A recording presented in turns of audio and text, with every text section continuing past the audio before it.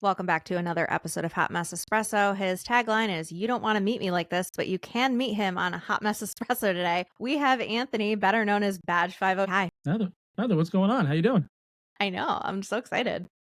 Finally doing this. What is life? How's everything? You doing well? I am. How are you doing? I'm just this side of fantastic. Another beautiful. Did you work last night?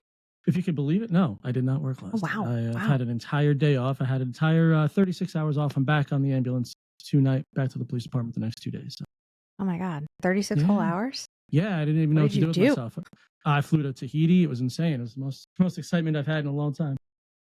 Oh my God. Well, we have our caffeine. Solidly. All right. Let's just dive into it. So you're an EMT.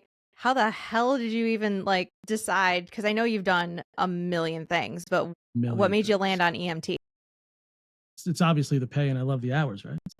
So, no, I literally did. I've done every job under the sun. I would keep a job for like 8 months, be tired of it, go someplace else, take months off because I was lazy, But as I got a little bit older, I decided I wanted to do, kind of focus and be a little bit more career oriented. I worked in a restaurant for about 12 years. I went from the bottom of it, from the host stand, all the way up to into management. Then I decided to leave there and go to a different restaurant. Then I went for the Job Corps program, and I was kind of bouncing around, but taking longer to leave, if you will. And then eventually COVID hit. And when COVID hit, I was working at a firearms range. During that time, I had started EMT school because I was kind of like, I feel like I'm working a lot, but I'm not really doing anything that's like soul satisfying. Everything was like financially satisfying. That's cool, but nothing was really quenching like a thirst of something that makes me feel like I'm actually contributing. So I decided to talk to one of my friends from a different job that I had. And I was like, hey, listen, how do I get involved? I know you were an EMT for a long time. Like, how do I get involved in there? I know it's a volunteer organization. Like, I don't know what to do. Like, how do I go about doing it? He goes, well, it's actually really tough. What you do is you go down there and talk to them, and that's it. Just go talk to them. Just stop being a baby. Just go down to the squad house, just talk to them. So I did, went down, I talked to him, and we hit it off well. And a few months later, I was on the department as a probationary member. Once that was over, I went to EMT school with them. They took care of my ticket to EMT school and went through it after that. I was actually in the process during that entire COVID, the entire span of COVID, I was in the process of getting hired for the police department that I work at. So it all kind of happened at once, which was really nice. And I kind of, once I graduated and went through EMT school, I was an EMT for probably 2 months, maybe 3 months before I got hired on at the police department full time. And boom, that was kind of the whole life kind of all started at once. Yeah, you're just very much in the first responder end of Yeah, things. I don't like to do things slow. I like to kind of knock stuff out. Yeah, that seems like you thrive in chaos. Yeah, it's 100%. I definitely thrive in chaos. I live in the madness. We love it though. And I know you've mentioned you have little to no interest going to paramedic school. In the field of that, what is the difference between an EMT and a paramedic? Scope of practice, namely. Medics have the capability of doing a bunch of different things. They can administer medication through IV or otherwise. They can do a couple different interventions that we can't. They can intubate. It's not something that's in my scope of practice. Medics don't go to good calls, right? So like as an EMT, I go to the worst of the worst because that's what we do. But I'll go to little Johnny with the skinned knee, fell off his bike, banged his head when he fell off the swing set, we go to that. Medics don't go to that. So I feel like as a medic, I feel like I would be too entwined in the chaos and in the overt negativity and badness, if you will, of what the job can offer without any real levity. You're a 12-hour punching bag, and that's not really something that I was interested in doing. Plus, I mean, not to put too fine a point on it, but I have a good career at the police department. That's not something I really want to deviate from. And while I think a medic would be incredible, there's so many different things you can do. You can go flight medic, you can go airplane medic, you can do all these really cool things. But I feel like sometimes you have to make sure your cup is full too, and I feel like that would sap my cup a little too quick. Well, I feel like also, especially with the job that you have at the police department, you already involuntarily deal with the worst of the worst. It can be. As a dispatcher, you hear, again, everything from, I think someone stole my recycling bin when there's 900 miles an hour wind outside. It's like, yeah, people stole your recycling bin, dude. There's a freaking hurricane outside. But yeah, someone stole your recycling bin. But from that to CPR on the phone, domestic violence, just anything that you can throw. And I'm in a fairly small community and I've gotten all of it. So it gets really interesting to be able to see it from both ends. It's something that I really think complement each other really well, is that I have the burden of knowledge on both sides of that. So it ends up being a situation where you can use one to benefit the other. That really does help. No, for sure, for sure. So, how did you get into TikTok as a whole? Because obviously, your rise I did do was that. on that app. So, That app, yep. did you just download it and just kind of go from there? Like, how did it go from, oh, this is cool to download to the massive influencer, if you'll say you are? I don't know if I'm much of an influencer, but I definitely create a little content here and there. I imagine my jump was kind of like most people. It was, I downloaded the app because of boredom, like everybody else. They just wanted to, see what was going on out there and learn a recipe or two or whatever. And I was just making videos for myself. And if somebody thought they were funny, that's cool. I didn't really care. That wasn't really what it was about. But they were just stupid videos that made me smile. And if someone watched it, cool. If they didn't, I still made it and it was a lot of fun. And then one day I made a video. I'm very observational. Like I like to look at things and I like to find humor in things that I'm looking at. I just saw this like the only way I could describe it is this gold like serpentine looking thing that was kind of doing like this, and I'm like, that is phallic. That is interesting. I'm like, so I just I kind of zoomed. TikTok has the ability to like thumb up the camera and like zoom in. So I would just like I cut the video short and I just kind of zoomed in and I was just like, no. And like, I thought that was funny. Like that was for me. That video was 100% for me. And my buddy sent me a message. I probably posted that at like 7 or 8 o'clock at night. And I was on an EMT tour that night. And my buddy messaged me at like 2 o'clock in the morning. And he's like, look, man, you need to go on your account right now because your video is like exploding. And all my other videos had like, 150 views. So I'm like, what's exploding? 500 views? Like, but no, it in like 3 or 4 hours, it had like 200,000 views and, insert number of comments and likes here. So I didn't know what to do. So I just went on. I just started commenting on every comment. I was just like so excited. I was wide awake. I was crack-eyed, and it started from there. That was a different like era of TikTok. Those videos only really had to be, finite long. There wasn't any such thing as 5 or 10 minute videos. And you can create entire vlogs on TikTok now, and that's just don't do that. Please don't. Please don't. I scroll. Yeah, it's just like as soon as I see that ticker at the bottom taking, it's like not moving after 3 minutes, I'm like, all right, swipe away. Yeah, no. But it was like, these videos were 15 seconds long, and then you get into the creator program, and it was like, ooh, hey, look, if I get 1 million views on this video, I can make like 16 cents. Like this is gonna be incredible. I can go to the Bahamas now. Like it's insane.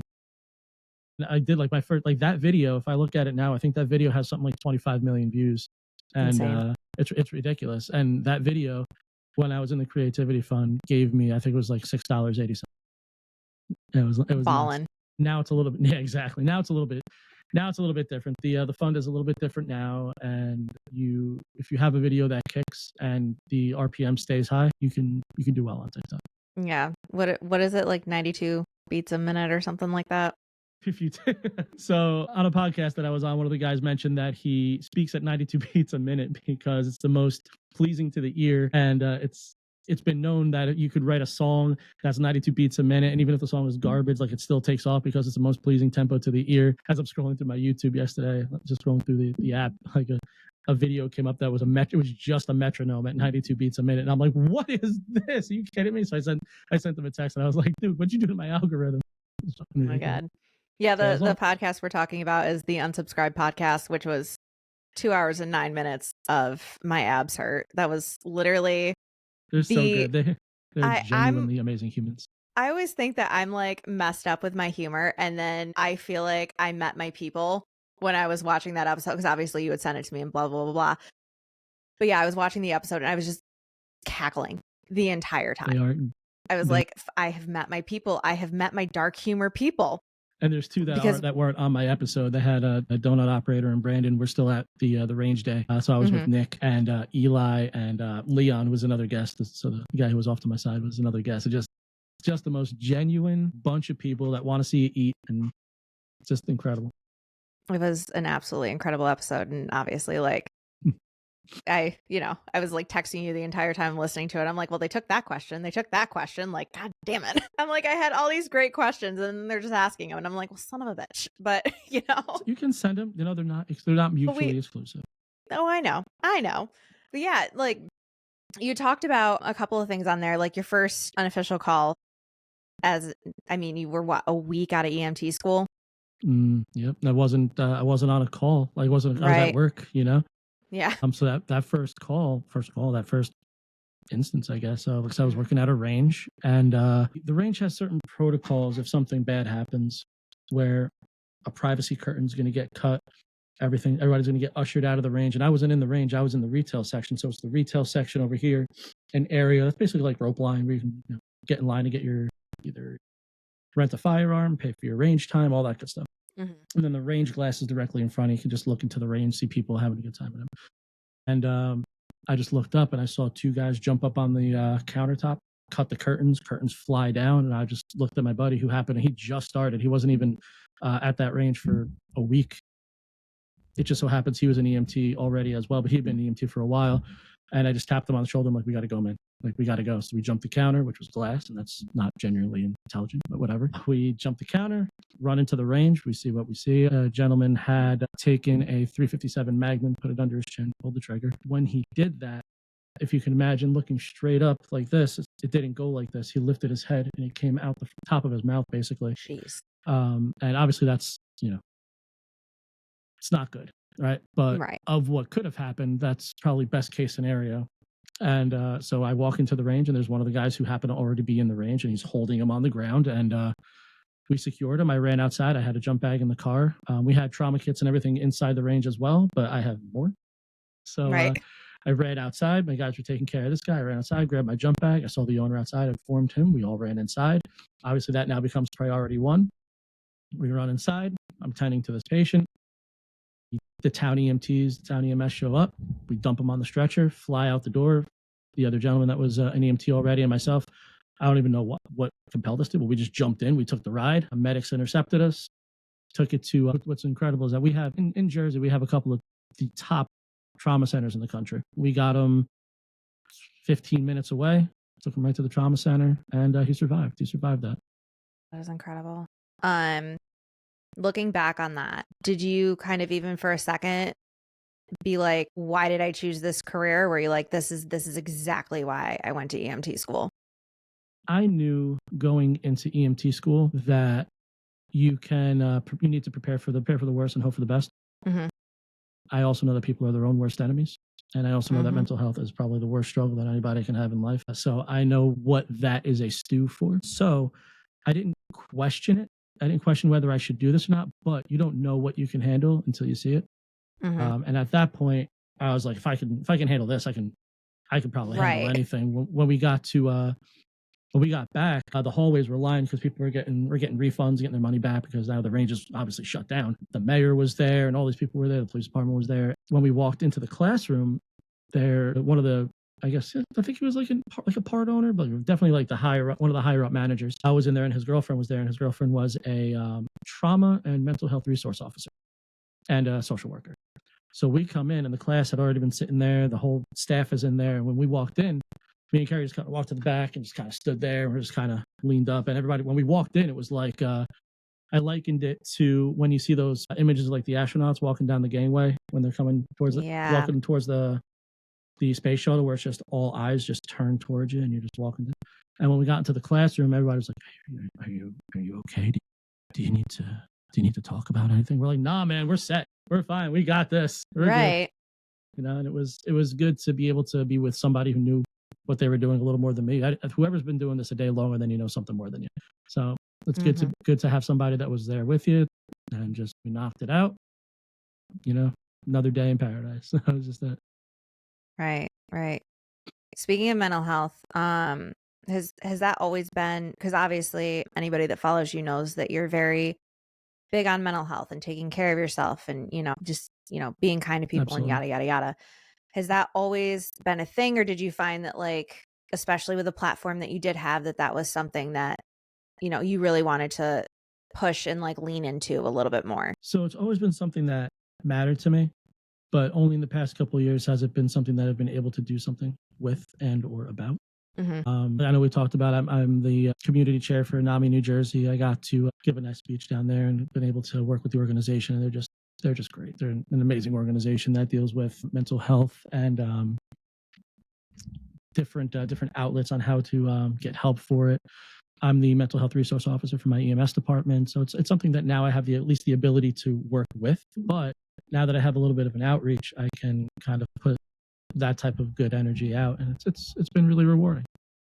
No, for sure. Now with the platform that you've kind of been thrown into, does it become a lot sometimes, especially when, you have two very high stress jobs and now you have this content creation like job that you kind of got thrown into that carries a lot of responsibility at times? Is it sometimes really hard to juggle all of that, or have you kind of found like a good flow? So I'm very lucky to work jobs where I have a little bit of downtime. Mhm. So I'm able to write my content when I am not necessarily going to record it, because I don't know if anybody believes this, but I actually do have to write my content. I can't just spitball this stuff off the top of my You head. cannot. Cannot. But I'm lucky enough that I have enough downtime during some of these jobs where I can actually focus on it a little bit and write and get my thoughts together. So it kind of, I just sort of never stop working when I'm working, which Mhm. allows me to absolutely stop working when I'm not working, if that makes sense.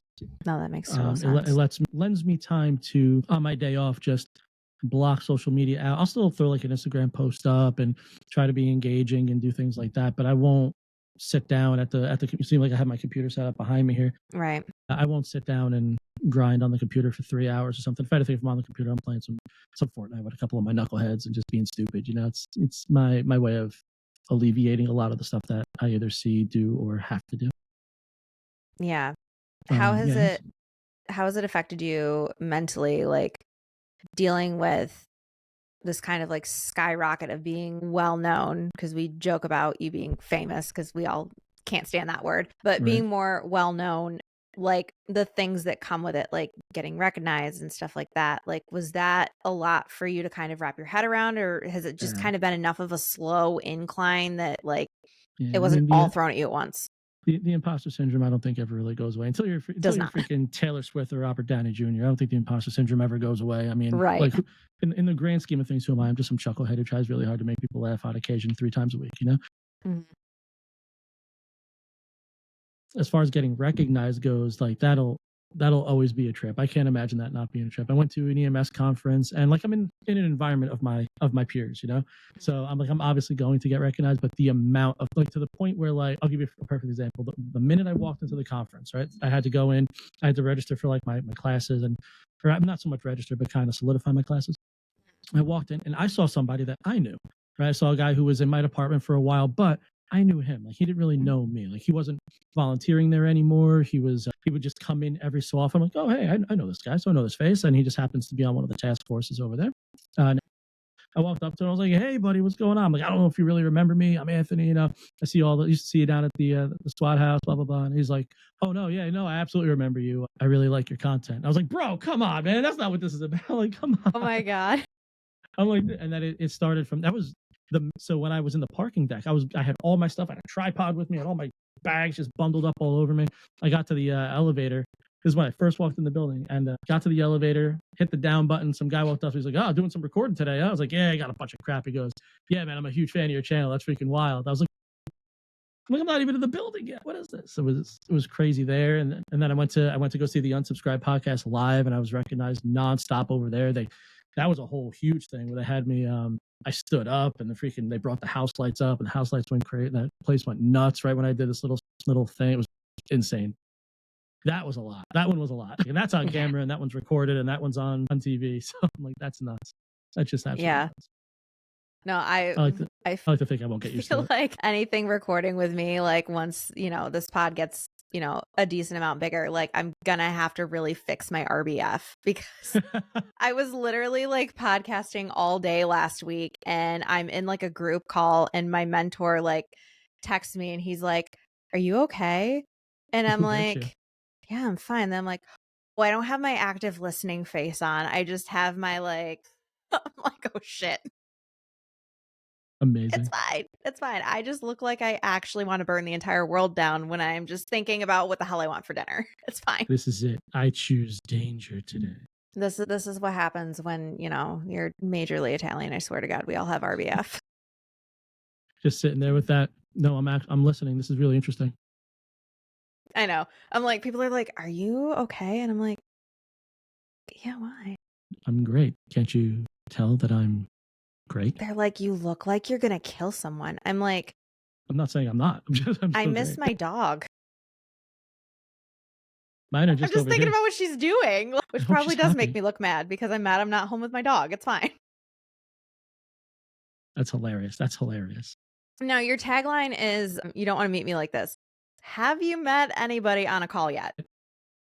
Providers on a call, like people who've recognized me as far as on my side of the fence, if you will. I've never walked into a house and they're like, "Oh, my stuff." Hey, you know, it's never been like that. You know, so fortunately, because then they'll be like, "Oh, do I want this guy?" But yeah, fortunately, as a provider on either end, I have not run into anybody who's recognized me. My entire EMS staff at my police department recognized me immediately. The main two hospitals that I go to when I walk in there, it's like, "Oh, what's going on, badge? What's going on?" I'm like, first off, that's not what my shirt says now. It's a different shirt, different pole, same color, different shirt. Oh my gosh. The puppy But I've coming to only say met hi? yeah, Puka decided she wanted to come say hi. Come say hi. Puka decided she wanted to jump into the entertainment. So here's the Pooks. What kind of dog is she? She's a Westie Pomeranian, Pom Westie, Yeah, I and was just she gonna is say, I kind super of shaggy today, and she needs to go get a haircut, but we did not do it today. We were going to, but we didn't. was just a pretty girl. There you go. Kick rocks, Poop. My Find some dog's, like, rocks and kick floating them. around somewhere. I think Will's got her in the basement so that she doesn't, like, lose her mind over the Amazon driver or the neighbors having the audacity to be outside. It's a whole thing. How Echo's being a traditional pitty, just curled up with Steph, just not moving, just being a big fat sack of potatoes. So, obviously, like, your content kind of took off on, Mhm. for lack of a better term, things going up your ass that shouldn't. But is Not to that, put too like fine a point on it, right? yeah, like, we're blunt over here. I gotta know. I truly don't think this happens all that often, but does it happen more often than people realize? How many times is too many? One, but yeah. That it happens too much. The only time that I've ever I talked about that on the show too. The only time I've ever personally had that come up was I went to a house. It was a 19-year-old. I guess he's not a kid. 19-year-old man who we got called for severe abdominal pain and trauma to the abdomen. And let me tell you, you hear something like that, like abdomens, everything in your abdomen just bleeds. So if you get Yeah. like a puncture, like you can puncture things that are you can go septic. It's terrible. Right. We're flying. We're like, this is going to be insane. Get this. Let's get med. We're flying there. We get there, and there's just a kid, a 19-year-old dude, just sitting on his couch, kind of, pardon the pun, but just cocked to one side, and he's just looking at me like with these eyes, and I'm God. just like, hey, buddy, what's going on? What's going on here? He's like, he just hands me one of those older Suave shampoo bottles, that has like it's just a thin cylinder with like just I'm like, where's the top to the bottle, bro? And he's just looking at me and I'm like, gotcha. All right. So we're gonna take care of this. Don't you worry. Let's get out of here. Just kept him as, tried to keep him as dignified as possible because I can't look, I Right. can't imagine what it's like to make that phone call, Yeah, no. And obviously he's freaking out and he wasn't really showing it, but he was freaking out. And yeah, it's at that point you're just like, all right, they need to raise my salary from nothing to something on this because this is ridiculous. I'm not even sure how this happens, but the ones in the video, like, okay, granted, people don't usually have 3 foot tall statues of Barbara Streisand in the bathroom that they say that they fell on, but Yeah. whatever. It's still hilarious. Right. Like, I think that's the If you whole point can't is laugh people at are yourself, finding yeah, they're finding the most ridiculous shit just to be like, "Badge, take a look." yeah, it's ridiculous. Like somebody, I don't know if you're familiar with the creator, Mr. Pierre Fashion. Mr. Pierre Fashion sent me a building from London. It's just like, I'm an ambitious man, right? And he pans over. He's like, right? I'm like, bro. Yeah, yeah, yeah, I think you sent me that video. I'm like, buddy, what are we doing here? No. At that point, like that's my guy. Like I gotta respond to that one, so I gotta do that. And it just builds from there. And then I try to kind of fixate on something that could be like a central theme of it. Like my last one, I think I did like the Sandlot. I've done SpongeBob like references, and just people just tend to get a kick out of it that way. I can relate it to something funny for them. Yeah. You gotta spice it up a little. Yeah. Yeah, because like, it actually took me quite a while, like, once I was once you and I started chatting and I was kinda, like, going through your content, it took me a while to get to like your OG content? Yeah. I think it's a bit Because back there now. obviously as creators, we can't be doing the same thing over and over again. Everyone's going to kind of get bored with it. Mm-hmm. But has it always just like flowed naturally when you've kind of like changed things up a little bit? Or have you had to sit down and be like, okay, what do I do next to kind of keep this like going? So I'm very, very lucky in the sense that I never once did this to get big on any Right. platform. I've had multiple social media platforms. I didn't do anything. I've had motorcycle pages and dog pages and, you know, athletic pages and paintball pages. Like I've had all these pages, and I didn't because I wanted to learn how to edit and have fun with it and do cool Right. stuff and I remember cool stuff. You know, we don't get any younger, so you know, all these like paintball videos that I still have, like that's me just absolutely wrecking face for like 4 hours. You know, so I'm having a great time doing it. And I did the same thing with this. I just decided I wanted to make content that made me laugh or have fun with. And that's exactly what I still do. So if I want to make content about it, I'm going to make content about it. I don't care what you say. All right. Don't let you hear me. I don't care what you say. I'm going to make it. Granted, and I can be 100% transparent about this. Obviously, the main core content is what still gets the most clicks and the most views and the most comments and the most likes and the most shares and blah, blah, blah. And that's going to help grow your social media platform. But when I make videos about mental health or when I make videos about the dogs or my family or anything like that, that's still for me. If you like it, same principle. If you like it, sick. If you don't, okay, I still made it. What you gonna do about it? Right. I think that kind of answers my next question of like, do you ever feel pressure to like keep up with all of this? So I used to. Right now, like I have my current business platform. I had a previous one with a couple other people, and that business, we dissolved that business. And during the course of that, I felt substantial pressure to just make and make and make. And I don't now I'm a one man show. I got my buddy Will, and that's about it. Will's fantastic. All right, he's my legend. He's my savior. Really is. He's the guy, honestly. Devastatingly handsome too, if I might add. But to kind of like circle back to your, I guess, day job. Well, I guess night job technically, but yeah, I am. Those who hoot with the owls in the evening don't choose to soar with the eagles in the morning. You know. Yeah, I know. You'll be like, you'll text me. You're like, so I'm bored at work, and I'm like, I'm going to bed. Yeah, I'll be like, entertain me, bro. It is 3:30 in the morning. What I know. are you saying? I want to tell you to go to bed, but I know it's like 3 p.m. for like normal people. Mm-hmm. Yeah, you're up in my. This is my coffee break. No, it's fine. It's just the GIF war back and forth. That's it. That's where it's at. Honestly, the GIF war is like, if you can literally keep up with me just sending the most unhinged shit, we're good to go. You wait till I just start straight Googling images and Googling GIFs. That's where it gets nuts. Challenge accepted.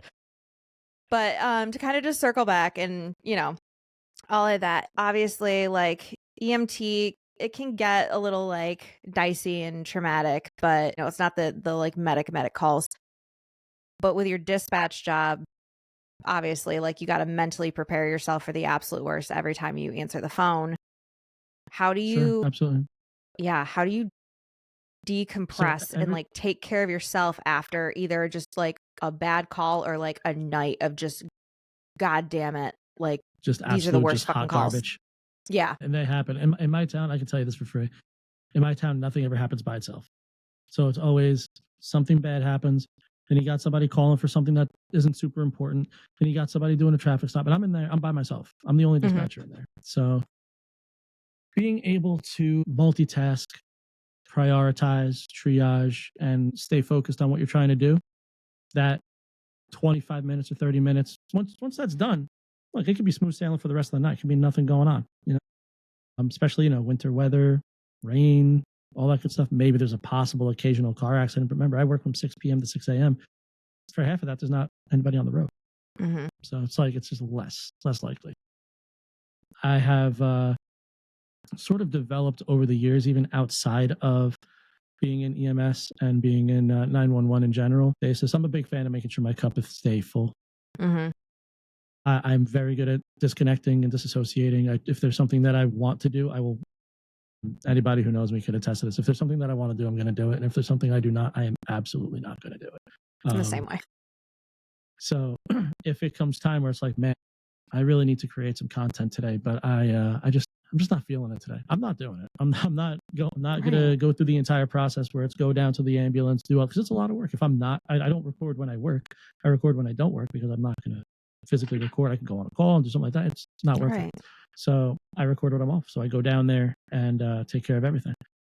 So to decompress on my days when I decompress, I do my best to shut it all off. I schedule posts to have post that day, the previous day, so I don't have to worry about it. There's great ways to keep yourself off of socials. And I do my best to do that. And then I get to hang out with stuff and hang out with the dogs. Or during the nicer weather, I'll go for hikes or go for drives or go to the gym, or maybe I'll go to the gym a little bit more, but that's not the point. The nicer weather, I like to go to the beach and just stop for a little while. I'm a big fan of just stopping. And I'm actually a really big fan of starting your day the right way too. So I'm a big fan of, I'll get out of bed a little early. They'll still be asleep, and I'll go downstairs where we are now. I'll keep the lights off. My whole room, you can't really tell now, but you can see a little bit. My whole room is RGB lit. Mm-hmm. So I'll come in here. It'll be nice and dark, minus some like nice amber lights. I'll throw on some lo-fi, make a nice cup of coffee, journal a little bit, do some reading, and just start my day off slow. And that's just a nice way to welcome the day. So it's what like it was like a general, I think, or something along those lines. It's like, if you want to get your day started right, start by making your bed. It's like that whole thing. And I can promise you, I don't make my bed, but I do have a nice cup of.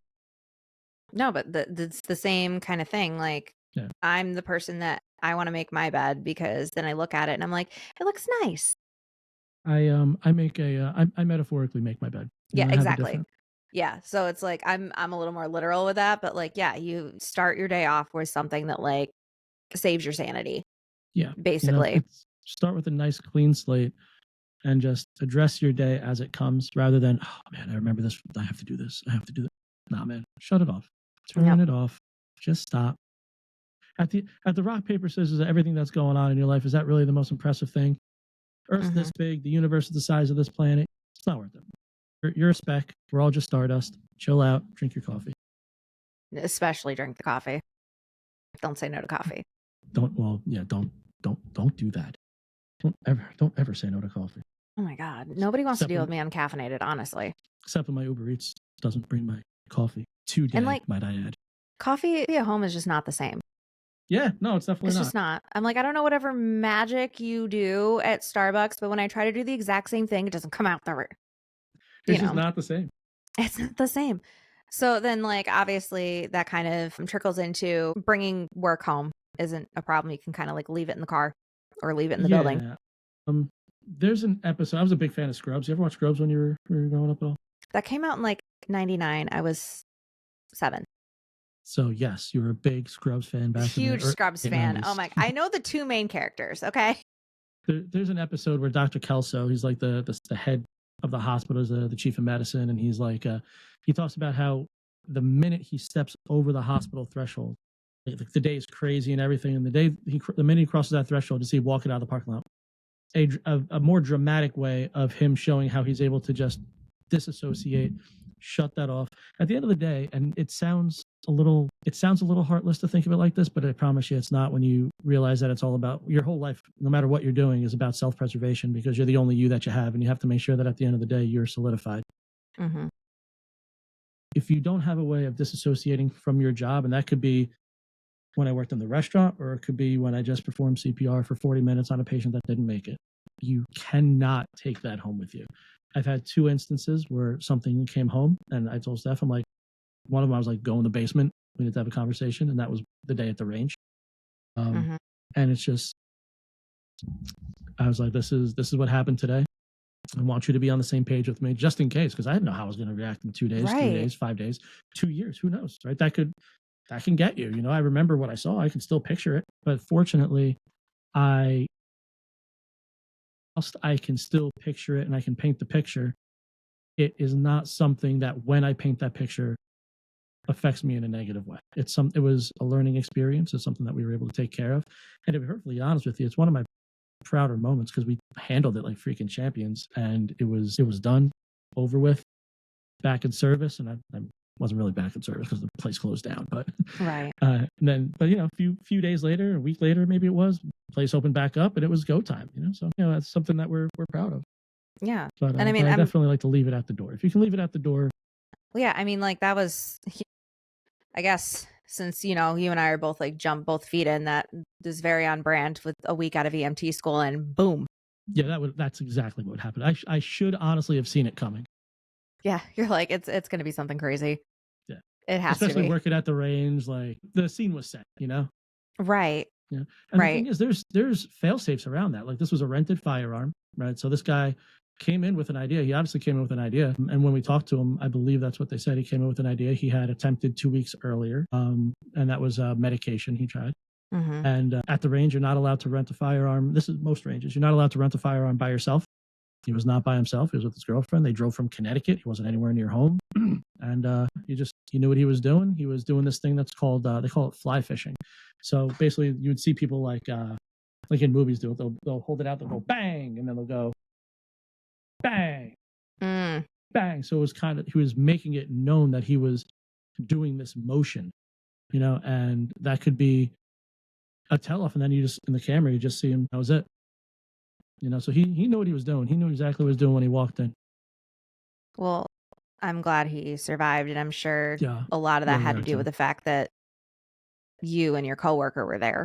I like to think that it was just me. You know, it's just Definitely raw, just you. raw medical talent. But no, I had a great teammate that day. I had a great staff with me that day. I had great medics. They were phenomenal. Mm-hmm. The town that was responding, the town that the range is in, were great. We got them from the time EMS arrived. They pulled the stretcher right through the doors into the range. I still, to this day, because it's a hard L, I still have no idea how they got that stretcher in and or out of there. By Pure the time we got him adrenaline. on, yeah, seriously, by the time we got him on the stretcher, 30 seconds, he was in the ambulance and flying. Wasn't waiting for anybody, and that was it. We're on the move. Yeah, as awful as the circumstances were, like that could have not gone better. Yeah, seriously, that was absolutely best case scenario. We got to the hospital. You know, I'm wearing a red range safety officer shirt and khaki pants. He was wearing a gray like trainee shirt, if you will, t-shirt, and khakis. And then by the end of it, we're just completely red because I had knelt down in Right. some of that, and it was just not a great scenario. But yeah, we take care of our people the best we can, and that one you don't always win. You know, you don't always get wins, so you cherish the wins. Is that kind of how you wrap your head around the ones that you do, like you know you did your best, and like, you know. Yeah, we have to. You treat everyone, and it comes down to courtesy, professionalism, and dignity. You treat every patient with dignity because you're going to have patients that are, and you're going to see them in their worst. Man, they don't call you because they're thrilled. You know, I've had the you know how these people, a lot of times you'll hear people apologize to law enforcement. I'm so sorry that you had to, you know who apologizes to me the most? Fall victims. They apologize to me the most. I'm so sorry you had to come out here. So sorry you're wasting your time. So sorry you probably had so many other things to do. I'm like, first off, it's 2:00 in the morning. Trust me, I didn't have anything else to do. But can you get up? Well, no. I'm like, then you need me more than anybody in this town right now. You know? And at that point, and I get it. You know, it's 2:00. They just woke us up, cranky. I get it. You know, and I'll be the first to tell you that every so often I'm like, oh my god, it's 25 minutes before the end of my tour. Why is this happening now? Like it happens. But you get to that house, you shut that off, you realize that that person at that moment needs you more than anybody on this planet, more than their friends, their family, their dad, their uncle, their best friends. They need you, and you are there, and they're allowing you into their house, into their sanctuary, into their castle to come take care of them. And there's nothing that is probably more humbling and maybe even just nerve wracking because now there's some strangers in your house.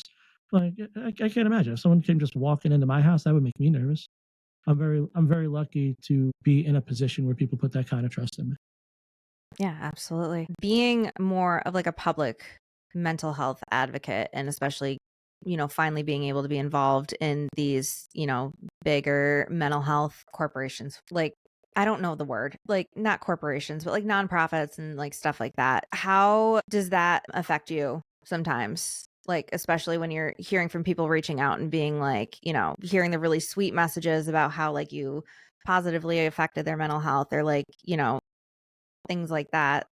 How does I that can all I can send work out? you texts and videos of people who have said everything from I make sure that I catch every one of your videos because my days are so crazy that you're literally one of the only things that make me smile.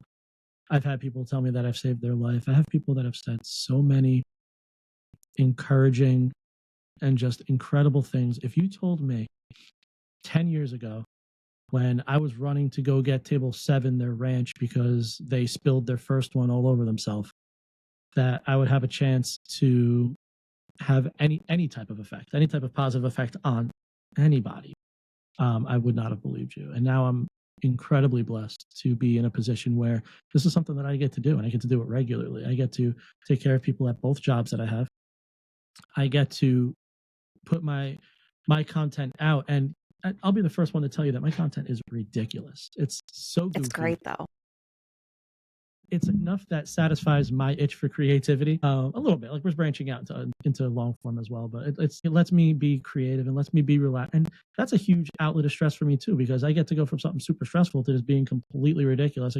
I say it all the time that I'm like Bane, right? Nobody cared who I was until I put on the mask, right? But it gives me the opportunity to reach people on a different level, and the messages that I get back from that. I mean, I have an entire folder on my phone of just most incredible, uplifting, and just positive message. And don't get me wrong, I have the ones that I'm sure the female content creators get as well. And you don't want to see my DMs. I promise you, I will go head to head with that comment. Oh, head to head with that comment. I'm over here like, I am a whole person. You do know that, right? First off, no, you're not. You're a content creator, and that's it. Yeah, I'm a robot. I have no feelings. I can be objectified. Like, I signed up for this. Like, your pixels on a screen. That's it. Yeah, get out of here. Pixels. You are pixels and audio. That is it. No, but God forbid you have like a bad day online and those are your true colors. Like, excuse me? Show is, that's it. Show's over. Yeah. Show's over. Canceled. Yeah, I know. I'm always like, that was like the thing when I first started all of this. I was like, oh God, I can't like say certain things anymore because I don't know if that's like okay. I was like Googling like different phrases I've always said. I'm just like, I can't get canceled. Like, thank God I never had a Twitter. And like, not that I ever said anything ignorant, but I'm like, somebody's going to find something that like is apparently not okay that I didn't realize at 15 that it was not okay. Like, I never said anything like, inflammatory or derogatory or anything like that. But like, Jesus Christ, like when that whole thing came out, I was like, I'm so screwed. I probably said something out of pocket and off color because that's just who I am. Like, I say some unhinged shit and I'm like, this is going to come back to bite me in the ass at some point. I swear to God. I am overtly and unapologetically myself. You can like what I say. You can not like what I say. There's a really cool unfollow button, and I encourage anybody to use it if they don't like what I say. These are my opinions. They're not facts. No, I don't. I definitely don't. We talk about Steph's a hairdresser. We talk about hairdresser and bartender rules. We don't talk politics. We don't talk religion. We don't talk controversy. We just don't do it. It's just because you're not going to win. That's half your people are going to agree with you. Half of them are not. And that's fine. I respect that you have an opinion, and I respect that you tell me your opinion, and I even respect that yours is different than mine. I'm not right about freaking half the stuff that I talk about. And I get that. But it's still my opinion, of which I'm allowed to voice in the same fashion that you're allowed to voice yours as you scream obscenities at me. So, at that point, it's just easier to not have the conversation. It's like absolutely amazing. I had a whole like incident a few weeks ago of someone that just like kept coming at me in my DMs and then being like, it's a joke. And I was like, it's not a joke. So I block them, and then they go find me on my TikTok and they're like, as a mental health creator, the fact that you're not letting me explain myself. I'm like, as a mental health creator, I don't have to listen to this shit. I don't have to. Exactly. Like, you crossed a line. I told you crossed a line, and for you to double down and come back into another platform that I didn't have time to block you on yet. Like, no, absolutely not. I don't owe you shit. They think that, the problem is they think that they know you. The problem is people think that they know us because we come into their living room, and it's, I come into yours, but you don't come into mine, and I'll have people that will say something completely inflammatory in my comments. And listen, I'm the first person to tell you, I will snap back aggressively. Like I am the same me. I've had to tone it down as I am so much. I am the same me in the streets as I am in the comment section. And if you snap at me, I'm going to snap at you. And then, without hesitation, I can almost set my watch to it. The next comment will come in. As someone who preaches mental health and kindness, I can't believe this. Shut the fuck up. Oh my God. Get out of here, bro. It is ridiculous. Miss me with that. I will come at you even harder. and I won't stop. I'm an only child. I won't stop until you stop. I'm an oldest daughter, so, like, good luck. I went toe to toe with the adults in my life for years. Like, I will go toe to toe with your ass. Do not test me. Mm-hmm. Like, Mm-hmm. we were just saying earlier, like, I keep the old me, like, locked in a kennel in the back of my brain. Like, don't let her out because trust me, you know, that's the thing. Like, everyone's like, you preach. That doesn't mean I'm a doormat. If Mm-hmm. you are crossing lines and you are in my comments being a fucking asshole, and I am a smidge of an asshole back, all of a sudden I'm the problem. Yeah, it's me. Yeah, You it's know, me. and I Hi, I'm the and I problem. hit hard. I hit hard, and I won't stop. Yeah. And it just is what it is. I promise you, I'm as human as the next person is. Mhm. As somebody who preaches kindness and shut up, miss You me with weren't that. kind to begin with. I'm matching your When you energy. open your comment thread with just inflammatory, derogatory, profanity, just you ain't getting it. You're getting a very different person than you think you're getting, my friend. Exactly. Hey, take two because my internet decided to go out. But yeah, we were just talking about like everyone preaching, like it's ridiculous. It is absolutely ridiculous. We are human. We have boundaries. We are allowed to not let you talk to us like that. And we are allowed to snap back. And you started it. Yeah, don't come at me with dog water and expect me to give you Perrier, bro. Get out of Yeah, here. no, Kick rocks. absolutely not. And I just like it's ridiculous because we're held to these like such high standards. And while I don't mind that, give me a break. And listen, I welcome the fact that I'm held to a certain echelon that maybe I wouldn't be if I wasn't in content creation. I get it. I have a platform.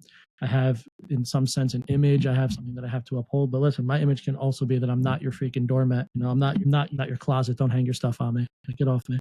Right, exactly. But, you know, I feel like that's something we're always going to be dealing with. And there's always going to be like a double standard. So my skin's gotten a lot Absolutely. thicker since I mean, my skin was always pretty thick, but like I take that and I'm like, you know what? I'm not the creator for you. Like if that's how Yeah, you that's it. feel, like we're not aligned. Like there are plenty of other creators out there. Go find someone that matches your vibe because I'm not it. You can insult them. Yeah, Go insult them. I don't need it. exactly. I don't like Oh, no, I'm gonna unfollow you. Oh, thank you, person with 7 followers. You yeah. think I'll find another one? Your 90 views on your TikTok talking shit about me that I definitely said to your fucking face, but okay. Yeah, you know. And it's like I have some of the greatest.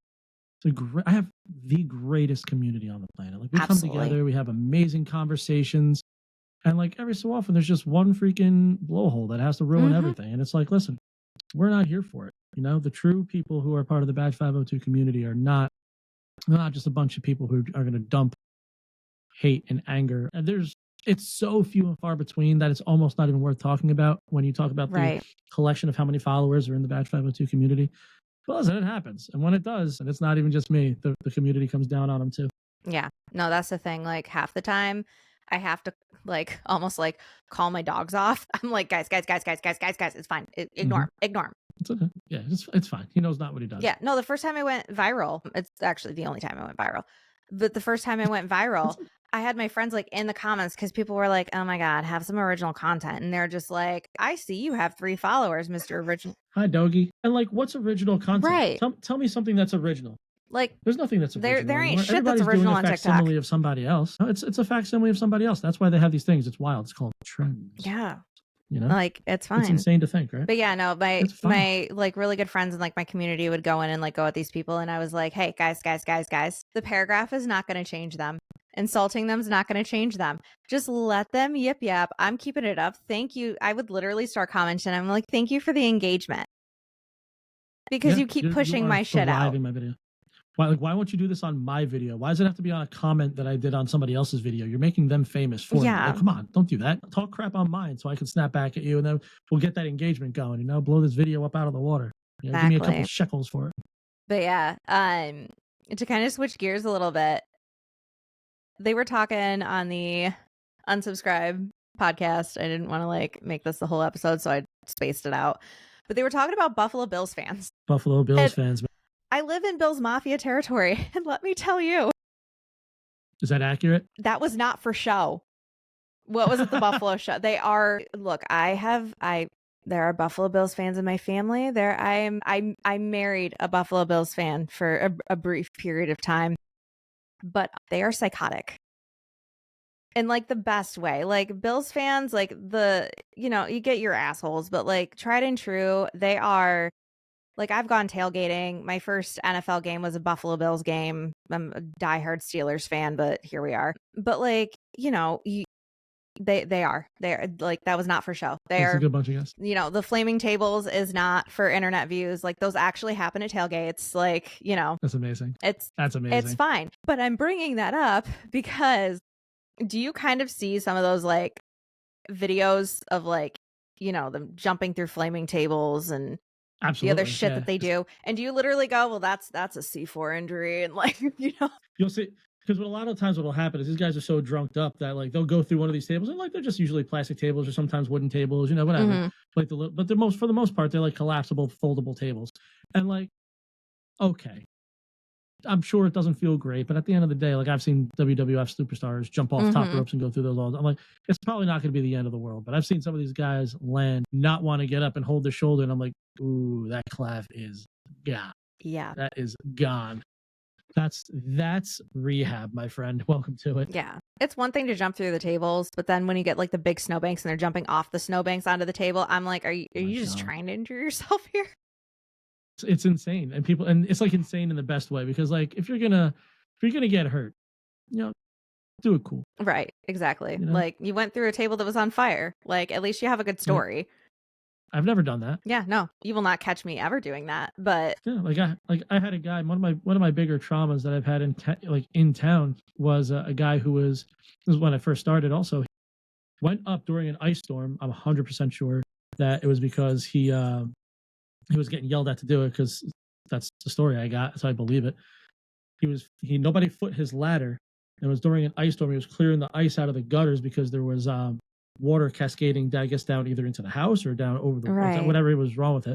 The water was cascading down, so he was clearing out the gutters. Wasn't footing the ladder. Ladder went down. Boom. So did obviously he. And like that's not a story you're going to tell people. But if you tell people you went through a table at a Bills game that was on fire, I mean, I'm telling that story. Yeah, I'll tell that story that didn't even happen to me. Right. It's like, yeah, it's crazy. I want it to happen to me. Well, go find a table. I got like 2 of them in here. Well, there you go. Just like I'm just not lighting it on fire. You just gotta yell "Go Bills" before you do it, because then it'll be fine. Oh God, you know how much or how many Go Birds I've had to deal with the course of the past month. Brutal. Yeah. Oh yeah, because you guys Birds. are. Yeah, Jersey's like very close to Philly. Mm-hmm. And I'm not. I'm further away than I used to be. Right. But I'm not terribly far from Giant Stadium. Like I'm pretty close. Oh God. So it's like to see how many Philly fans are here for either the Flyers or the Eagles. It's just insane. There's a lot. Yeah. My camera's so freaking blurry right now. It's driving me nuts. That's all right. Both you and your 280 pixels are fine. Yeah, that's fine. This is what happens when you get a cheap camera and you have to reload. It's totally fine. We're just on brand today. One of mine. We are completely on brand. brand. One of mine. I have 2 that I'm apparently not using anymore because I got this beauty here. It's a pretty camera. But yeah, so what, I guess to kind of like wrap, what is next for you? Like mental health wise, like content wise? I know you're starting to long form YouTube. What's next? So on the horizon is I've been vlogging a bit. Mm-hmm. Oh, my dog just hit the camera. That's terrifying. We're getting into long form content. I've been doing some vlogs. I've been trying to get my like editing chops up a little bit, because my new long form that's going to come out is going to be probably 8 to 15 minutes, somewhere in there. Mm-hmm. And there's 3 different types that we're going to be doing. We're going to be breaking down like 911 type shows and how ridiculous they are, and like medical shows and how insane they are, because none of them are That'll accurate. be so fun. There was one that I saw, I think it was on Chicago Fire, maybe. It might have been Chicago Fire. They go up to a patient and he's laying on the ground and he goes, he has a colostomy bag. We need to intubate. And I was like, whoa. We have a colostomy bag and we need to intubate. Like, I've heard of talking shit, but like, what does that even mean? There's a colostomy bag and we need to intubate. Like, what does one have to do with the other? It's just the most ridiculous. Did we do a basic Google search before we wrote the script? Yeah, literally. It's like, I don't get it. And I'm like, I already know that I'm going to have a blast doing this. There's another one that I want to do that's going to be basically so content creators, like I have huge inspirations in the content creator realm, and it just so happens that the guys from the Unsub are huge inspirations for me for making content. And one of the guys there, Donut Operator, he makes videos that are basically police breakdowns. A lot of them tend to be like violent breakdowns or shooting breakdowns. And he's phenomenal at it. He does an amazing job. I want mine. I'm going to do kind of the same idea, but mine are going to be just like funny or ridiculous or unbelievable police interactions where it's like an intoxicated male. Like the one that I'm writing right now is a drunk person who was involved in a bar fight, and the police roll up on him, and he's like, he busts out his camera. He's like, "I'm going to record you," and the cop's like, "Okay, that's fine." And he's like, "It's my Second Amendment right to be able to record you," and it's like, what? But he says it like 12 times. He's like, "It's my Second Amendment right," and he's like, "Oh, okay, man, it's fine." Ends up taking off running on him, makes it 3 feet, falls, takes off running, makes it 3 feet, falls. It's amazing. The whole thing is amazing, and these are in heavy supply. So I'll have plenty of content to make. Oh yeah. Then the other one I really want to make is actually with another content creator, and just do breakdowns with him. I have things that are like Chicago fire, like actual fire type shows, like fire action. I want to bring in some of my firefighter content creator friends, either on like snip them in, like kind of drag their video in, or just have them here with me and just go over that so they can speak from authority from it, because I can speak from authority with drunk people and ridiculous people, but I can't with like shootings or fires. Right. You know, I'm not on the fire department, so yeah, exactly. It's something that'll be a lot of fun. I'm so excited. And that'll be over on the YouTube, and that'll be on YouTube. And then obviously all my stuff on Instagram and TikTok is a little bit more lighthearted, and I post a lot of memes on Instagram just to kind of be goofy and real life stuff. I like to think of my content as like YouTube is for long form and reposts. Instagram is kind of like my life in pictures. Facebook is like my life in words. Threads is like just engaging, like fun things to do. Like I'll post random stuff. Like I think I posted yesterday, it was like, all right, philosophical question, what's the best way to eat potatoes? And like, as silly as that sounds, no, it's valid. 500 comments, 500 comments straight down. We're all goofing off about it. It's just stupid. And it's fun to interact with people. And then TikTok is just where my short form content goes to live. Yeah, no. TikTok is like kind of my creative outlet. Like I stream on there to like, kind of get, traction for this. And that's actually how you and I met, was randomly on my birthday stream. You just rolled in. Yeah. And I rolled into a live to someone who had no idea who I was. I knew who you were. I just didn't know what your name was. No, I gotta tell the story because it's hilarious. Don't worry, your people knew who I was. It's cool. So I have like an extra phone that I use when I'm streaming, just in case like somebody needs to get a hold of me or something like that. So whatever, fine. And you had popped in and you were like, "Oh, one of my followers is in here." And one of my mods and also one of my best friends, Jinx, was like, "Oh, hey, it's me." And my dumb ass isn't like thinking anything of it. I'm just like, "Oh, well, if you're one of Jinx's people, like I'll shoot you a follow, because if you're one of Jinx's people, you're good in my book." Thanks. And then I'm immediately getting a text from her and she's like, "Do you realize who that is?" And I'm like, "No, literally, why?" He's literally nobody. And then I just like searched the TikTok after and I'm like, shit. I'm like, "Hey." So dumb. So about that.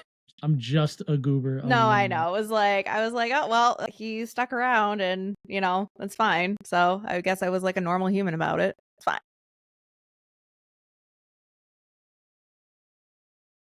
I'm still waiting for you to be a normal human, but I don't do the whole holding my breath. Don't hold your breath, because like, that won't happen. But yeah, no, obviously, are you Badge 502 on like all social media platforms? Yeah, Badge 502 across all socials. I'm on I mean, if you search it on Instagram, you're still going to find it, but it's EMT Badge 502 on Instagram, because somebody beat me to that, I guess, before I was on Insta. Yeah, I know, it's very inconsiderate. And now it's gone. So now I can't change it because of the verification situation. Oh, yeah. Well, I mean, the old check button. You are known as, and I quote, the EMT guy. So that is very true. You'd be surprised how many times that's the comment. Like I see that hundreds. Where's the paramedic guy? I'm not a paramedic. Where's the paramedic guy? Where's the EMT guy? Where's the this thing? I'm like, that's not a tag. That doesn't get me there, right? Yeah, no. And that's literally for everyone who says, if anybody who follows my channels listens to this and says, "Hey, I don't tag you and stuff because I see how many times you're tagged." Don't do that. If you want me to react to a video, tag me in the video, because that is literally how I find my videos. I go into my tags and I just start scrolling, and I scroll without looking at the videos. And when I just notice a pattern of a bunch of the same type of videos, those are the ones that I do. So the more you comment, the more you tag, that's more likely it. Yep. The only time I can't really do that is when someone's like, "I tagged you in a video. Did you see it?" I'm sorry, I didn't see your specific tag, but I believe that you tagged me, Yeah. and I will do my best. I will do my best. I promise. It's kind of hard because, like, even at my, let's not smack the mic, Jesus.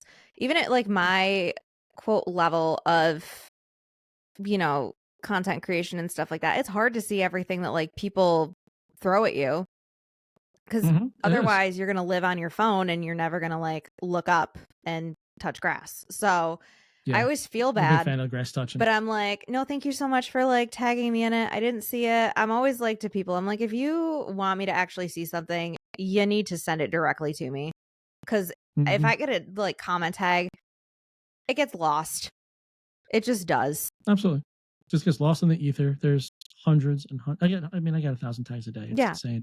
And that's, it's not a bad problem to have, but for me to find your specific one, that could be a little tough. Well, not only that, but like I really do genuinely try to like respond to people as much as possible. So I always feel bad if like I miss someone and I'm just like, I got to get a tougher skin on that and realize that I'm not going to be able to get back to everybody. And especially as this podcast like grows, it's going to happen even less. And it's not that I think I'm too good for people. It's that I need some fucking sanity. It's true. And you'll have people that are like, I've tagged you, or I've sent you a message. For those of you who don't know, once you start getting to like a higher volume of followers, Instagram suppresses your messages. They do. TikTok suppresses your messages. So if you're coming from an account that's, well, for 100% of your account's not verified, especially on Instagram and any meta platform, if you're sending me a message and you think that I'm ignoring you, there's still a 20% chance that I never had even the opportunity to see your message because it just got, I have 4 different types of folders. I have a primary, a secondary, a requests, a story folder. Like I have all these folders that start showing up and and some of them don't even end up in there. Every so often I run through request folder. My request folder is usually spam, but there's a lot of comments in there that are like, hey, do you want to work with us? There's a lot of comments in there that are like, hey, my son is a huge fan of your videos. He just got deployed to Afghanistan. Would you mind sending him a hey? And I'm like, F yeah, I got you, man. Something cool like that. Like I'll do that. But I mean, that doesn't happen often. But for the most part, like if you don't hear back from me, there's a good chance I never even saw your message. Literally. That's not me. So I'm not ignoring you. I'm not deliberately trying to ignore some of you I'm ignoring. But other than that, it's fine. There are some people ones that just need to be. The ones that have some nice vulgar, freaking overtly sexual comments that I get. Listen, I'm ignoring you. Yeah. Just so you know. It's not a compliment. We're grossed out. The eyes are here. Right? My eyes are here. Like there was a screenshot that takes your username out of it, but there was definitely a screenshot that got sent to the group chat when you send me some unhinged shit.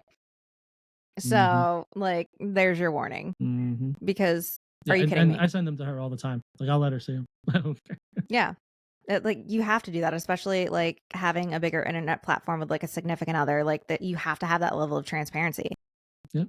And she jumps in my live, she moderates them. It's just a lot of fun. I love having her in there, especially because especially if I'm like involved in this, like my attention has to be there. Right. My attention has to be on my content. So to be able to still be able to have that little bit of interaction with my family is just no, I absolutely love that.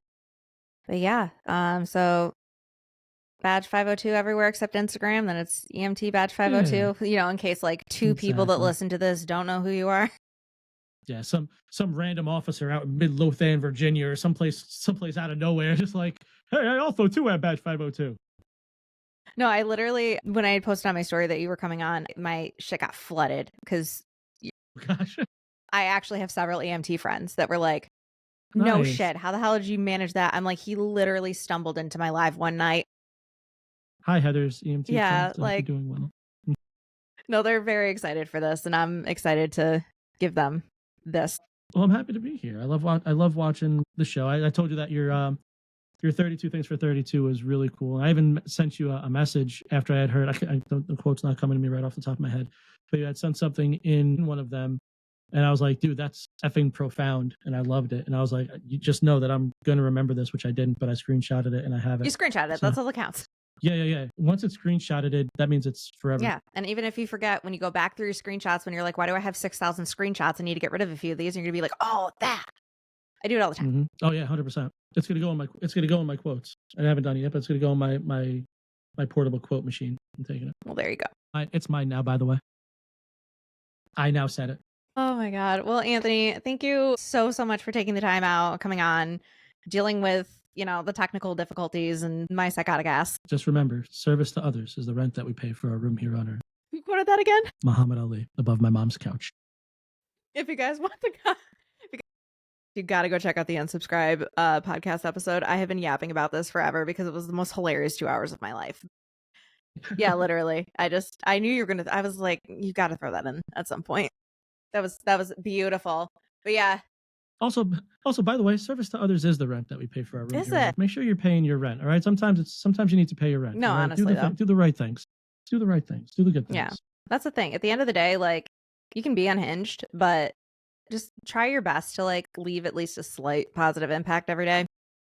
Yeah, I told people that. I mean, everybody's gonna leave footprints. I'd rather leave my footprints in wet sand than dry sand, if that makes sense. Maybe I won't leave them in concrete. No, maybe I won't leave them in granite, but some nice wet sand. Some wet sand that's like not near the water's edge anymore. That might last a little bit. Yeah, just a little bit. Like right outside the tide. That's it. Work hard. Be kind always. Don't forget to tell somebody you love them. Yeah. Anthony, thank you so much. Heather, thank you.